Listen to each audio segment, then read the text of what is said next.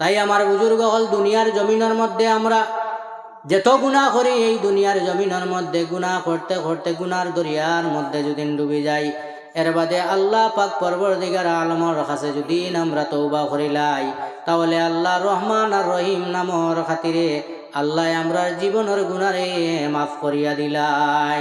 আমি খোয়াত আসলাম এই দুনিয়ার জমিনের মধ্যে দুইটা জিনিস আল্লাহ মাফ দিন নাই। একটা হইল শিরকি গুনাহ, 2 নম্বর হইয়া থাকলো মানুষের হক। মানুষের হক খাইয়া যদি কোনো মানুষ দুনিয়াতেই বিদায় লয়, দুনিয়াতেই বিদায় লওয়ার আগে মানুষের হক রে যদি এই বন্দায় আদায় করিলাই, তাহলে তো আল্লাহও মাফ দিলেন, মানুষে মাফ দিলেন।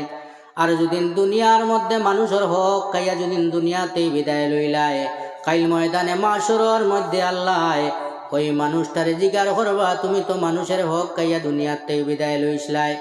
ওই মানুষটা যে মানুষের হক খাইয়া দুনিয়াতেই বিদায় লইব, ওই খাইল কিয়ামতর দিন যে মানুষের হক খাইছে ওই মানুষের গুনার বোঝা তার খান্দের মধ্যে লইব, আর তার জীবনের নেকির খাম যা আছে ওই মানুষে দিব দিয়া। যে মানুষটাই হক খাইয়া দুনিয়ার জমিনতে গেছে, এই মানুষটা চিরজীবী জাহান্নামী হয়ে যাইব।